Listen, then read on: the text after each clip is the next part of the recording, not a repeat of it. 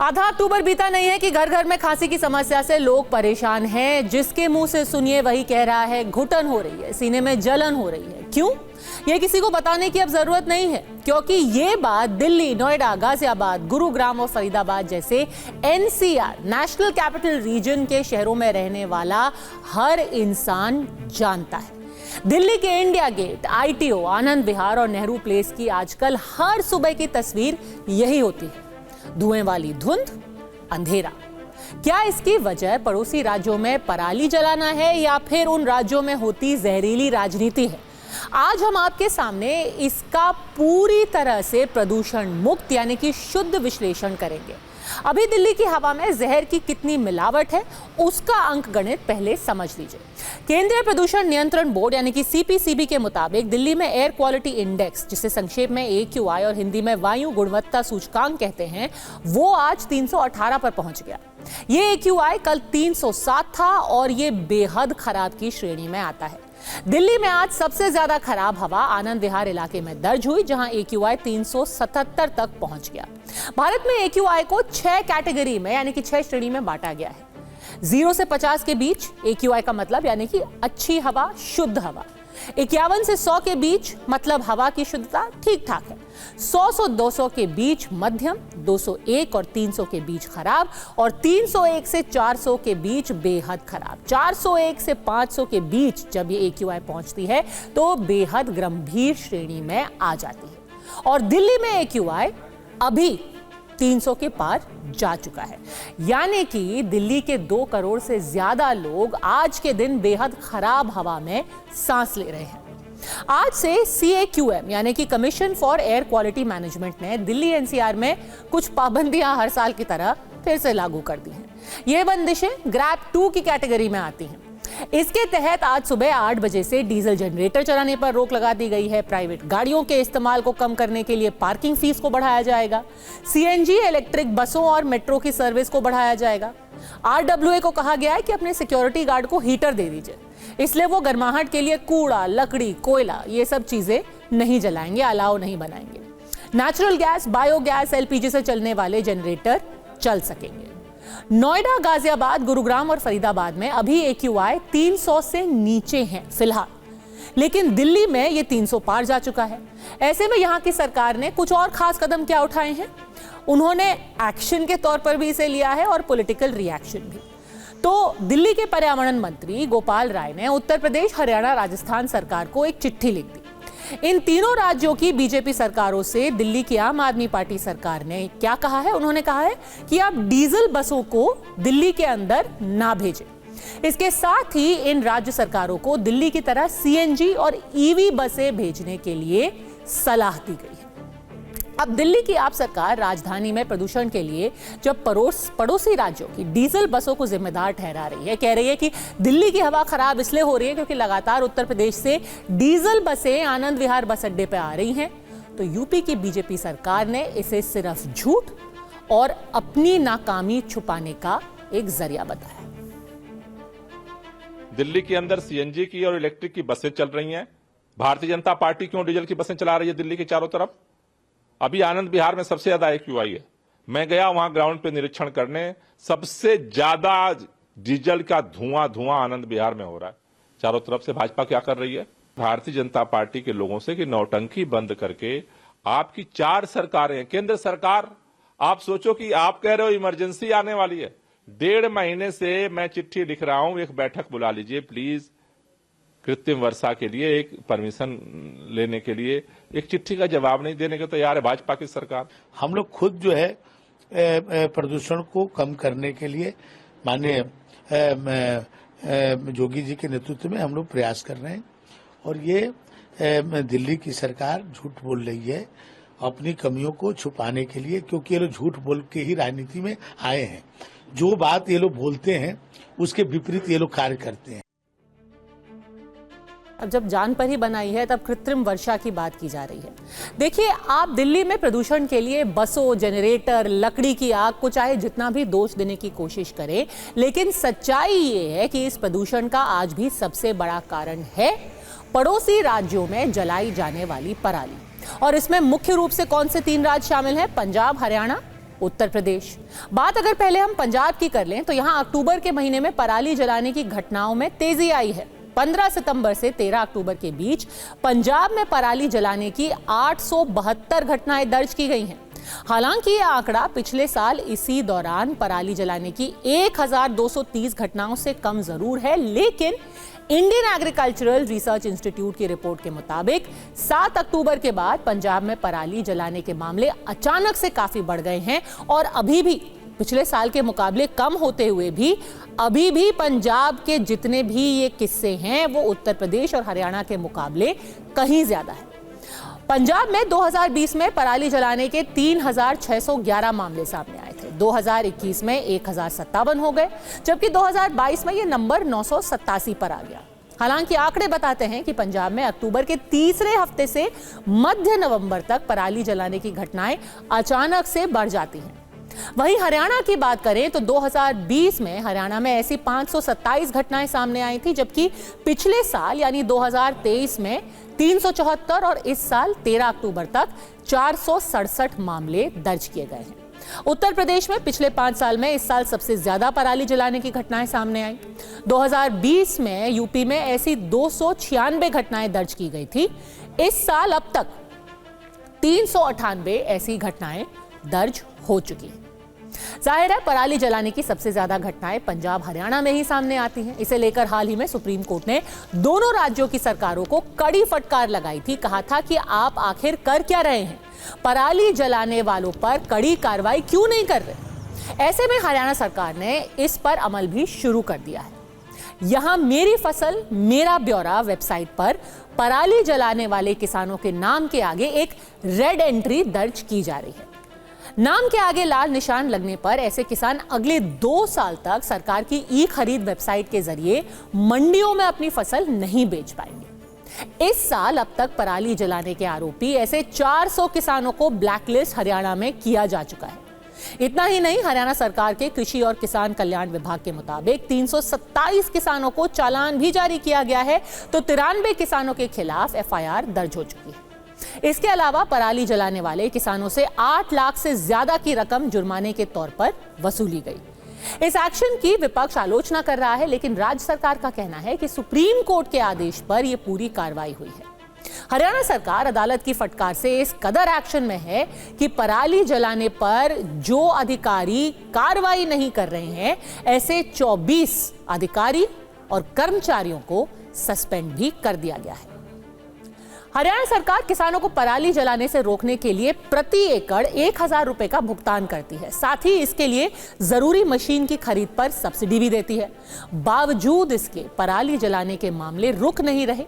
किसान संगठनों का कहना है कि पराली जलाने में प्रति एकड़ कम से कम 5000 रुपए खर्च होते हैं, जबकि सरकार से सिर्फ 1000 रुपए मिलते हैं। ऐसे में उनके सामने जलाने के अलावा कोई विकल्प नहीं है। इसीलिए अब लगातार सरकार सख्ती भी कर रही है। कह रही है हम आपकी मदद तो करेंगे, पर अगर आप उसके बावजूद पराली जलाते रहे तो अब सख्ती का भी वक्त आ गया है।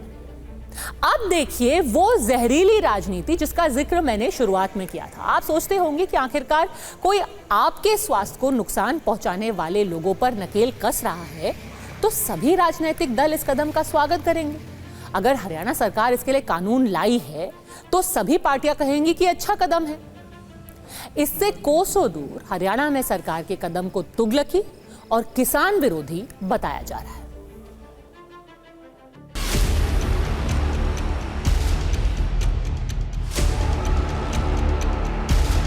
देखो बहुत गलत है। किसान अपने जो MSP की जो बात है, चाहे वो पराली की बात है, जो इंडस्ट्री जो प्रदूषण फैलाती है उन पर कोई नहीं बोलता। किसान अगर कोई भी चीज़ होती है किसान के ऊपर सब बोलने आ जाते हैं। तो मेरा मानना है कि उनसे बैठ के एक बार उनकी चीज़ों का समाधान करना चाहिए। कि दिल्ली की हवा में प्रदूषण बढ़ने का, दिल्ली के पानी में प्रदूषण बढ़ने का असली कारण है भारतीय जनता पार्टी की गंदी राजनीति। सब दिल्ली वालों को पता है कि सर्दी के मौसम में दिल्ली का पोल्यूशन का लेवल बढ़ने का एक महत्वपूर्ण कारण है पराली का जलना।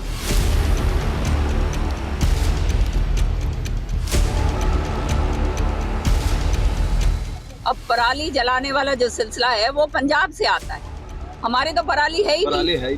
तो पराली हम जलाएंगे कहाँ से? हमारे किसानों को यूं ही बदनाम करते हैं। तो हमारे किसानों का हमारी जब पराली ही नहीं है तो हम जलाएंगे कहाँ से?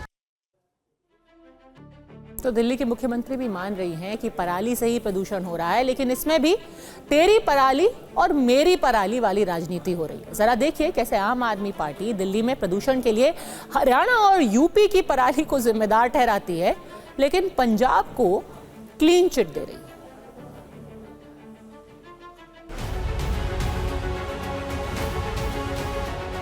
70% पराली जलाने के जो इंसिडेंट्स हैं वो बढ़े हैं यूपी में, 23% बढ़े हैं हरियाणा में, और पंजाब में जो है वो 27% घटे हैं।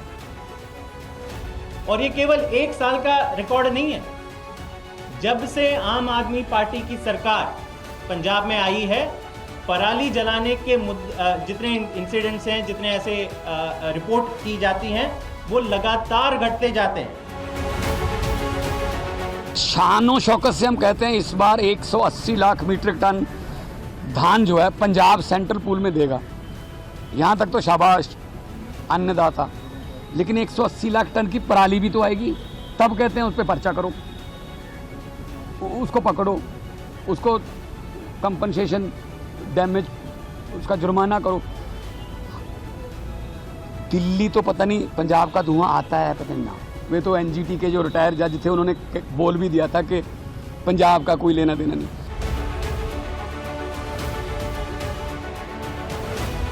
नेग्लिजेंस आप कह सकते हो, जहाँ मतलब जो भी कमी पेशी है वो यूनियन गवर्नमेंट की तरफ से है। पंजाब गवर्नमेंट कमिटेड है फार्मर्स के लिए, और मैं उनसे कहना भी चाहता हूँ कि चाहे पंजाब की सरकार हो, पंजाब के किसान हों, शेल्टर वाले हों, और आड़ती हों, और मजदूर हों, तो हमें मिल के इसके लिए काम करना पड़ेगा। और हम सेंटर के साथ जो है वो मतलब नेगोशिएट भी करेंगे, अगर ज़रूरत पड़ी तो फिर एजिटेशन भी करेंगे, और अपना किसान का नुकसान नहीं होने देगा किसी भी कीमत पर। तो क्या भगवंत मान सरकार ने इसके पुख्ता उपाय कर दिए, इसीलिए पंजाब को क्लीन चिट दी जा रही है? ऐसे सवालों के जवाब आपको पंजाब पुलिस के एक्शन की रिपोर्ट से ही मिल जाएंगे। पंजाब में पराली जलाने की घटनाएं बदस्तूर जारी हैं, जिसकी तस्दीक पराली जलाने के आरोप में दर्ज 870 एफआईआर कर रहे हैं। इतना ही नहीं, अब तक पराली जलाने वाले 394 किसानों के खिलाफ पंजाब सरकार के रेवेन्यू रिकॉर्ड में रेड एंट्री दर्ज की गई है। 15 सितंबर से अब तक पराली जलाने के दोषी किसानों से 10,55,000 रुपए का जुर्माना भी वसूला गया है। सच ये है कि पंजाब के खेतों में पराली लगातार जल रही है। अब इसके लिए सिर्फ किसानों को ही जिम्मेदार नहीं ठहराया जा सकता, क्योंकि अगर उन्हें दूसरा विकल्प मिलता, सरकार की पूरी मदद मिलती, तो शायद पराली नहीं जलाते। आपके टेलीविजन स्क्रीन पर पंजाब की 4 तस्वीरें हैं, फिरोजपुर, अमृतसर, भटिंडा और लुधियाना। साफ है कि पंजाब में भी पराली जल रही है, जो सबके सामने है। इसे लेकर यहां के किसान क्या कह रहे हैं वो सुनना भी जरूरी है।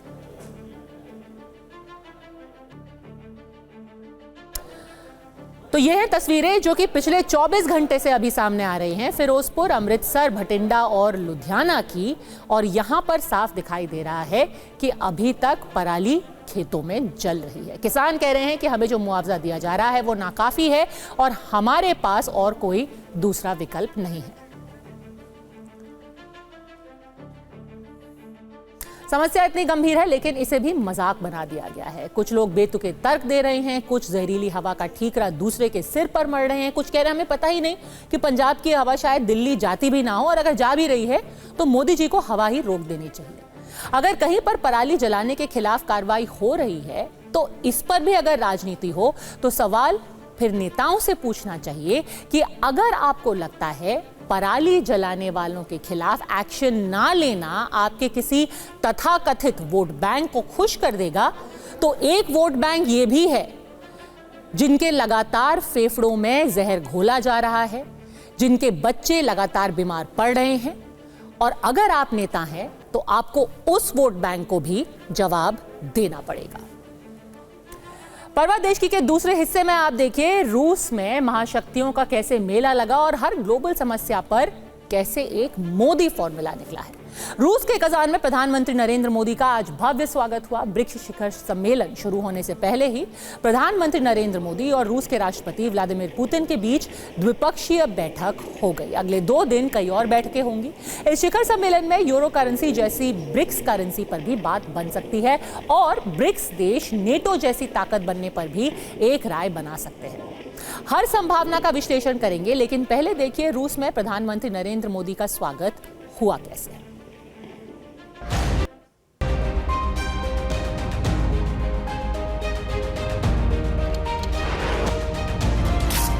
एक्सेलेंसी, मैं आपकी मित्रता और आतिथ्य सत्कार के लिए हार्दिक आभार व्यक्त करता हूं। आकाश मुझे जहान सारा।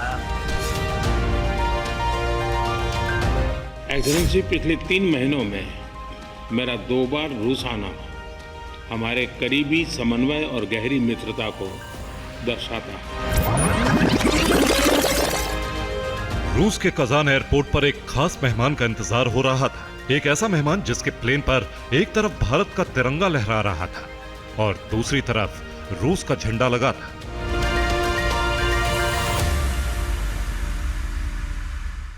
प्रधानमंत्री नरेंद्र मोदी अपने इंडिया 1 विमान से उतरे तो तातारस्तान गणराज्य के प्रमुख रुस्तम मिनीखानोव ने पुतिन के करीबी दोस्त और भारत के प्रधानमंत्री का पूरी गर्मजोशी से स्वागत किया। रूस के प्रेसिडेंशियल गार्ड्स ने प्रधानमंत्री नरेंद्र मोदी को गार्ड ऑफ ऑनर दी। रूस में एक अनोखी तातार परंपरा है। जब कोई बेहद करीबी मित्र घर आता है तो उनका स्वागत खास तौर से तैयार ब्रेड, नमक और लड्डू जैसी चकचक मिठाई से किया जाता है। प्रधानमंत्री नरेंद्र मोदी के स्वागत में रूस की ये परंपरा निभाई गई। प्रधानमंत्री नरेंद्र मोदी ने हाथ बढ़ाकर पूरे आत्मीय भाव से रूस की भावना का सम्मान किया। कजान में प्रधानमंत्री नरेंद्र मोदी का स्वागत वैदिक मंत्रों और श्री कृष्ण के भजन के साथ किया गया। इस दौरान पीएम मोदी भी हाथ जोड़कर बड़े ध्यान से कृष्ण भजन सुनते दिखे।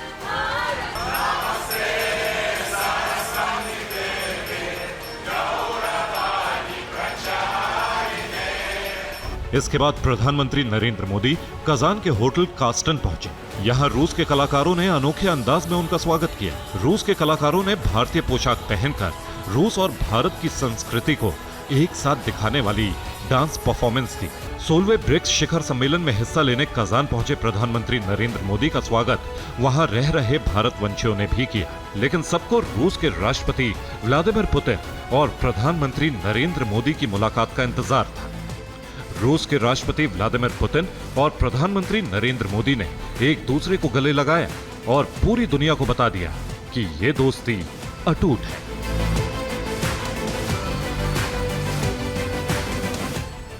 ब्रिक्स शिखर सम्मेलन से पहले रूस के राष्ट्रपति व्लादिमीर पुतिन और प्रधानमंत्री नरेंद्र मोदी के बीच द्विपक्षीय बैठक हुई। बैठक शुरू होते ही पुतिन ने पीएम मोदी से कहा कि हमारे संबंध तो इतने पुराने हैं कि मुझे नहीं लगता कि आपको मुझे समझने के लिए किसी अनुवाद की जरूरत है। पुतिन ने मुस्कुराते हुए ये बात कही तो मोदी भी इस पर हंस पड़े। माननीय प्रधानमंत्री जी, द्विपक्षीय बैठक में पुतिन ने कहा कि दोनों देशों के बीच रिश्ते लगातार अच्छे हो रहे हैं। उन्होंने कजान में भारतीय वाणिज्य दूतावास खोलने के फैसले का भी स्वागत किया। И мы приветствуем ваше решение открыть в Казани генеральное консульство Индии। प्रधानमंत्री नरेंद्र मोदी ने रूस के राष्ट्रपति व्लादिमीर पुतिन को इस गर्मजोशी के लिए धन्यवाद किया। मैं आपकी मित्रता, गर्मजोशी भरे स्वागत और आतिथ्य सत्कार के लिए हार्दिक आभार व्यक्त करता हूं। इस शहर के साथ भारत के गहरे और ऐतिहासिक संबंध रहे हैं।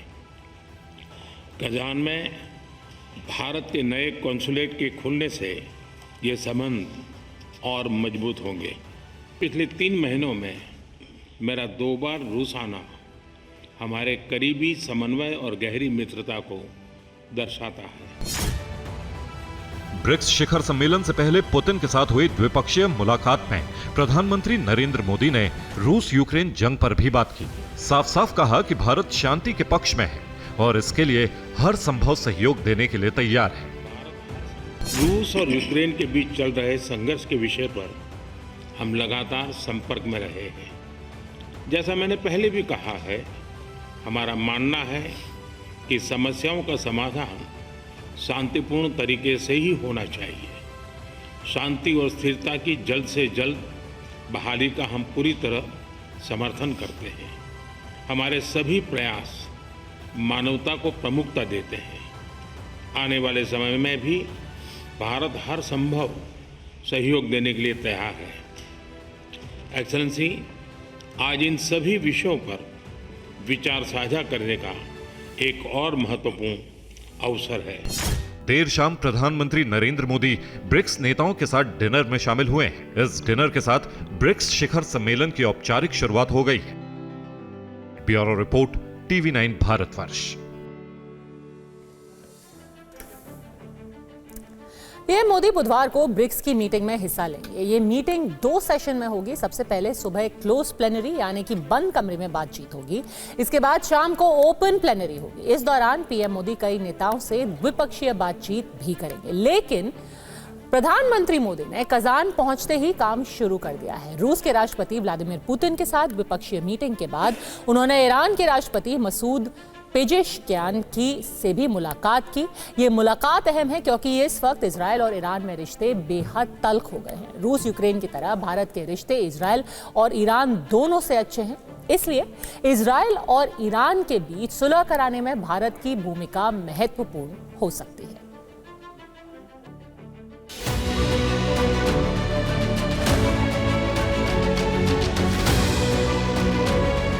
कहते हैं बंद मुट्ठी लाख की और खुली मुट्ठी खाक की। दुनिया में 32 देशों की ऐसी ही एक बंद मुट्ठी का नाम है उत्तरी अटलांटिक संधि संगठन यानी नाटो। दुनिया जानती है यूरोप में रूस यूक्रेन से नहीं बल्कि नाटो के हथियारों से लड़ रहा है।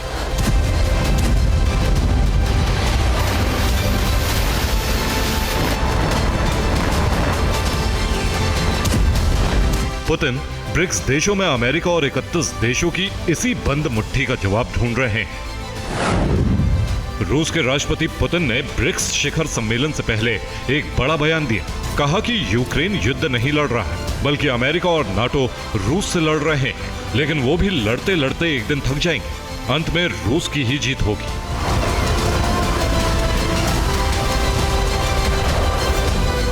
ब्रिक्स देशों की बंद मुट्ठी को नाटो जितना ताकतवर बनाने के लिए सैन्य संधि सबसे आखिरी काम है। उससे पहले ब्रिक्स देशों के बीच नाटो देशों जैसा भरोसा कायम होना जरूरी है।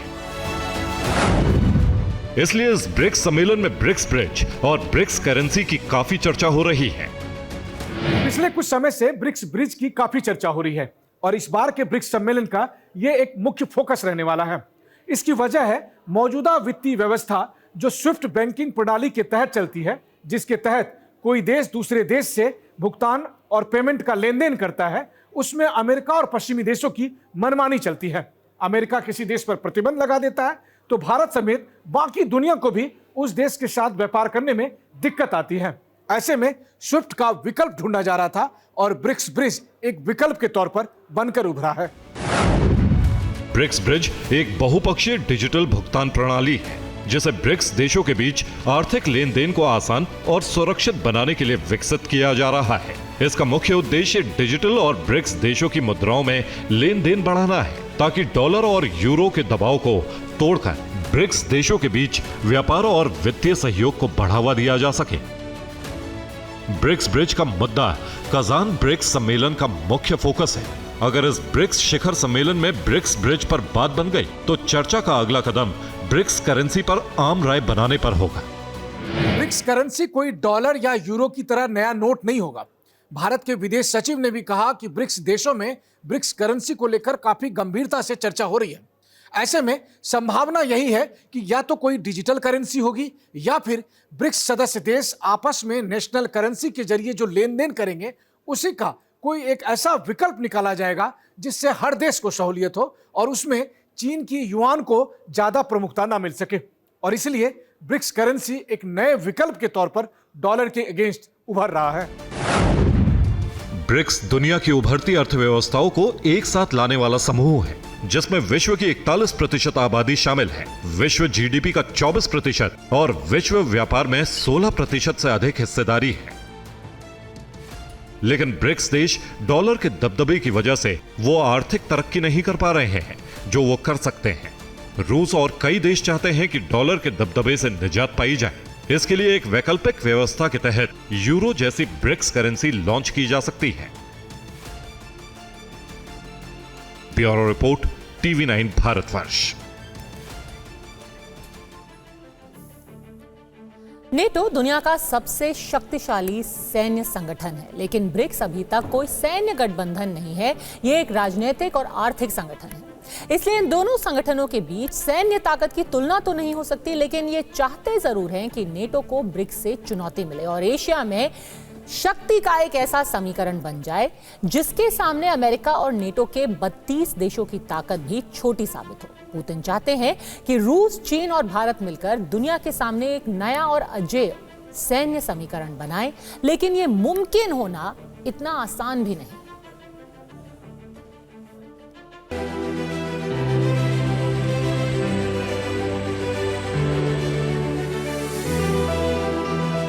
जिस तरह नमक और केक से रूस ने खास मित्र प्रधानमंत्री नरेंद्र मोदी का स्वागत किया, बिल्कुल उसी तरह ब्रिक्स के शिखर सम्मेलन में शामिल होने के लिए रूस पहुंचे चीन के राष्ट्रपति का स्वागत भी एयरपोर्ट पर ब्रेड नमक देकर किया गया। ब्रिक्स में बी का मतलब है ब्राजील, आर का मतलब है रूस, आई का अर्थ है इंडिया, सी का मतलब है चीन और एस का अर्थ है साउथ अफ्रीका। ब्रिक्स सम्मेलन में हिस्सा लेने के लिए इन 5 देशों के अलावा भी कई देशों के प्रतिनिधि आए हैं, लेकिन रूस ने बेहद खास मित्र के लिए निभाई जाने वाली परंपरा से सिर्फ भारत और चीन से आए मेहमानों का स्वागत किया। इसके पीछे एक गहरा मकसद छिपा है। पुतिन दुनिया में ताकत की एक नई तिकड़ी गढ़ना चाहते हैं। रूस के विदेश मंत्री सर्गेई लावरोव ने ब्रिक्स समिट से ठीक पहले रिक तिकड़ी यानी रूस, भारत, चीन को लेकर बड़ा बयान दिया है। सर्गेई लावरोव ने कहा कि पिछले कुछ सालों से रिक की कोई औपचारिक मुलाकात नहीं हुई है, लेकिन आज भी ये मजबूत संबंध रखते हैं। इस संबंध को और मजबूत होना चाहिए। एशिया दुनिया की ताकत बन रहा है और भारत, रूस, चीन की तिकड़ी एक स्वतंत्र तंत्र है। रूस के विदेश मंत्री सर्गेई लावरोव की यह बात 100% सच है कि भारत, रूस और चीन की तिकड़ी विश्व का नया आर्थिक केंद्र बन रही है, लेकिन यह भी उतना ही सच है कि भारत और चीन के बीच बॉर्डर को लेकर तनाव का इतिहास रहा है। लेकिन रूस में होने वाले ब्रिक्स सम्मेलन से ठीक पहले भारत और चीन पेट्रोलिंग के नए सिस्टम पर सहमत हो गए। LAC पर दोनों देश 2020 की स्थिति बहाल करेंगे। सैनिक पीछे हटेंगे, जिससे गलवान जैसा टकराव टलेगा। अब रूस के कजाक शहर में हो रहे ब्रिक्स सम्मेलन में भारत, चीन और रूस के बीच एक नए समीकरण का उदय हो सकता है। Bureau report, TV9 Bharatvarsh. परवाह देश की मैं अब बात भारत की उस जल शक्ति की जिसके समंदर में उतरने के बाद चीन और पाकिस्तान दोनों ही सदमे में हैं।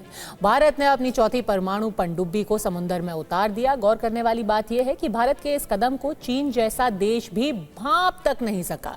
इस पूरे मिशन को बहुत सीक्रेट तरीके से अंजाम दिया गया, लेकिन अब समंदर में बैलिस्टिक मिसाइलों से लैस चौथी न्यूक्लियर सबमरीन को उतारे जाने के बाद परमाणु पनडुब्बियों की शक्ति के मामले में भारत अजेय हो गया है। साथ ही इस सबमरीन पावर से चीन के विस्तारवाद पर भी लगाम लगेगी। बड़ी बात है कि ये परमाणु पनडुब्बी स्वदेशी है। स्वदेशी हथियार कैसे पीएम मोदी के आत्मनिर्भर भारत के संकल्पों को पूरा कर रहे हैं, देखिए इस रिपोर्ट में।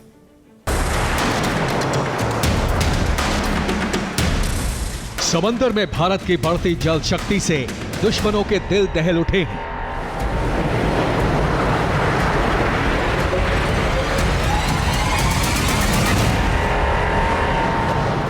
नए भारत की जल शक्ति न सिर्फ दुश्मनों को दहला रही है, बल्कि 3 महासागरों में भारत के अजेय होने की पताका को भी लहरा रही है।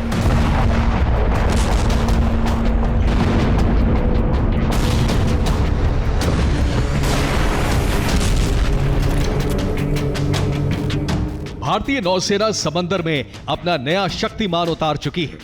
शत्रु को पता भी ना चला और भारत ने एक और परमाणु पनडुब्बी को समंदर की अथाह गहराइयों में उतार दिया।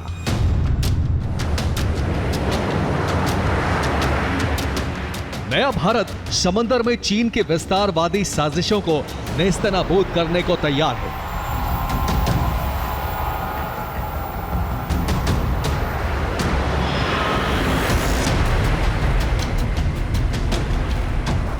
नए भारत की जल शक्ति चीन के साथ पाकिस्तान के नापाक इरादों की भी समंदर में जल समाधि बना देगी।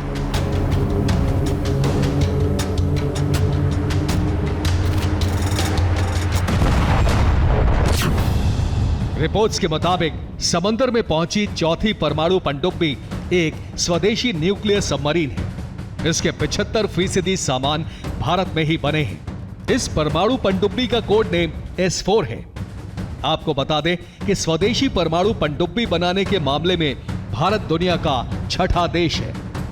S4 एस्ट्रिक जो कि एक न्यूक्लियर पावर्ड बैलिस्टिक मिसाइल वाली सबमरीन है, ये भारत की नेवी के लिए बहुत ताकत में इजाफा करता है, क्योंकि एक न्यूक्लियर सबमरीन जितना दूर मर्जी जा सकती है, ये उसके अंदर क्षमता है, जब तक इसकी मेंटेनेंस की रिक्वायरमेंट ना हो, जब तक क्रू की थकान ना हो, या फिर इसमें राशन पानी का भरना।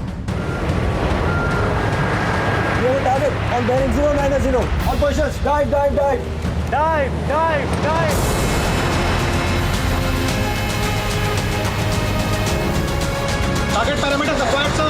Very good. Fired at 281 and 2 fired, sir.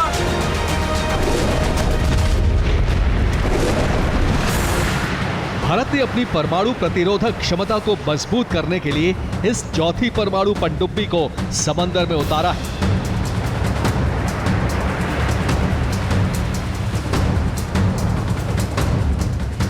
सोलह अक्टूबर को रक्षा मंत्री राजनाथ सिंह ने विशाखापट्टनम में शिप बिल्डिंग सेंटर में चौथी परमाणु संचालित बैलिस्टिक मिसाइल पनडुब्बी को लॉन्च कर दिया था।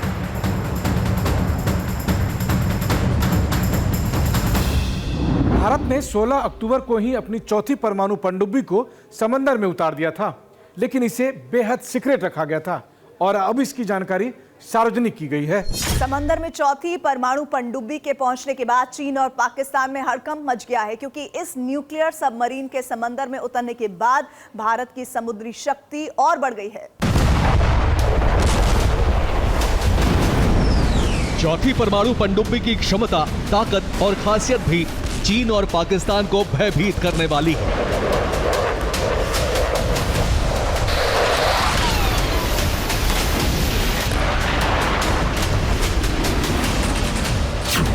जानकारी के मुताबिक इस पनडुब्बी की रेंज 3500 किलोमीटर तक है। ये K4 परमाणु बैलिस्टिक मिसाइलों से लैस की गई है। मिसाइलों को वर्टिकल लॉन्चिंग सिस्टम के माध्यम से दागा जा सकता है। कि जो बैलिस्टिक मिसाइल है इसके अंदर K4, वो वर्टिकल टेक ऑफ करती है और 3500 किलोमीटर दूर तक वो मार करने में सक्षम है। इससे भारत की जो रीच है, जो भारत की पहुंचने की क्षमता है, बहुत बढ़ गई है। हम चीन पर हमला कर सकते हैं, पाकिस्तान को टैकल कर सकते हैं। इस श्रेणी की पहले से ही समंदर में उतर चुकी परमाणु पनडुब्बी INS अरिहंत 750 किलोमीटर रेंज वाली K-15 परमाणु मिसाइलों से लैस है।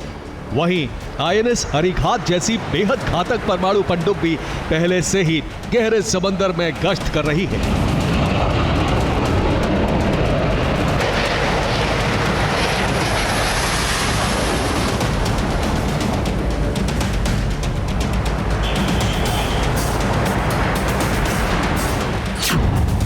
भारत की पहली परमाणु पनडुब्बी INS चक्र को S1 नाम दिया गया था।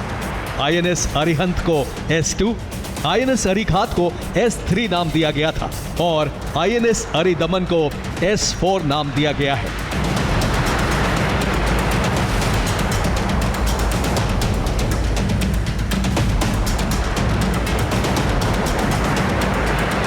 भारत ने बीते एक दशक में सबसे ज्यादा जोर अपनी नौसेना की ताकत बढ़ाने पर ही लगाया है, क्योंकि ये हकीकत है कि जमीन पर अपना दबदबा बनाए रखने के लिए समंदर की लहरों पर भी हुकूमत कायम रखना जरूरी है। INS चक्र, अरिहंत और अरिघात के दम पर भारत पहले ही दुश्मनों को दहलाता रहा है। अब 4 पनडुब्बियों को समंदर में उतार देने से इसमें कोई दो राय नहीं कि अब भारत समंदर का भी सिकंदर बन गया है। पड़ोसी देश चीन और पाकिस्तान को देखते हुए केंद्र सरकार परमाणु पनडुब्बियों के प्रोग्राम को खास तवज्जो दे रही है। यही वजह है कि सरकार ने भारतीय नौसेना के लिए परमाणु पनडुब्बियों की संख्या बढ़ाने पर जोर दिया है।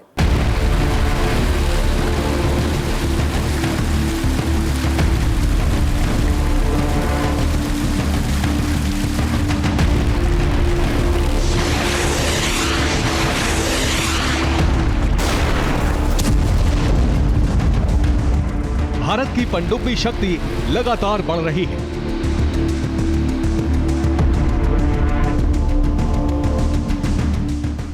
हाल ही में कैबिनेट कमेटी ऑन सिक्योरिटी ने भारतीय नौसेना के लिए 40,000 करोड़ रुपए की लागत से 2 परमाणु पनडुब्बी बनाने की अनुमति दी है।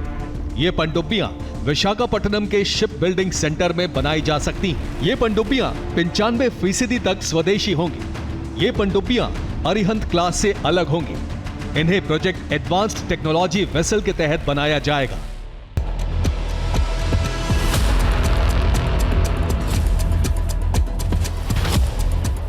आईएनएस अरिहंत और आईएनएस अरिघात जैसी न्यूक्लियर सबमरीन समंदर में अभेद्य रक्षा कवच बनाती हैं, क्योंकि न्यूक्लियर पावर से चलने की वजह से इन्हें ईंधन के लिए कभी किनारे तक आने की जरूरत नहीं होती। इसलिए जल शक्ति में इनका महत्व बहुत ज्यादा है।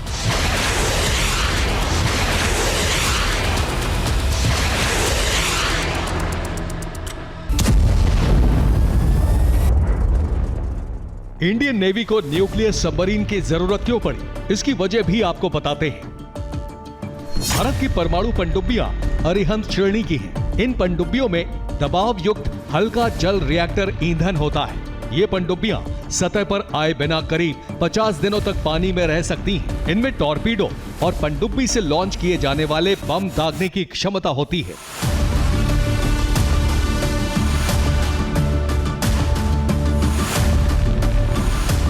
अरिहंत श्रेणी की 6 परमाणु पनडुब्बियां रूस की मदद से बनाई जा रही हैं, जिसके बाद समंदर में भारत अजेय हो जाएगा।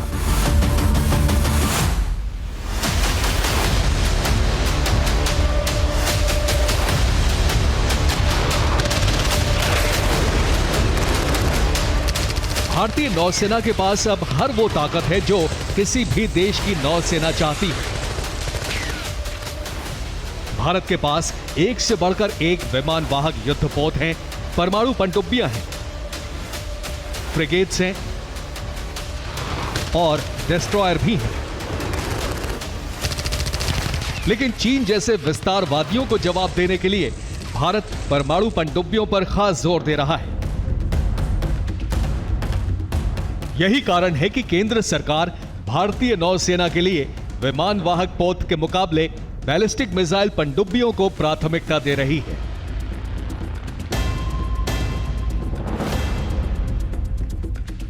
भारत की समुद्री सीमा 7,500 किलोमीटर से ज्यादा लंबी है। इसके बाद शुरू होता है समंदर का जल क्षेत्र, जहां भारत के सामने विकट चुनौतियां हमेशा बनी रहती हैं। ऐसे में परमाणु पनडुब्बियों का विस्तार समय की जरूरत है। Bureau report, TV9 Bharatvarsh. America में राष्ट्रपति चुनाव का काउंटडाउन शुरू हो गया है। 5 नवंबर को वोट डाले जाएंगे। राष्ट्रपति चुनाव की इस रेस में कमला हैरिस और डोनाल्ड ट्रंप के बीच का मुकाबला इतना कड़ा है कि हर दिन लगातार कौन आगे है और कौन पीछे सर्वे बदलते रहते हैं। लेकिन कौन बनेगा अमेरिका का राष्ट्रपति, इसे लेकर के सबसे ताजा सर्वे क्या कह रहे हैं, देखिए इस रिपोर्ट।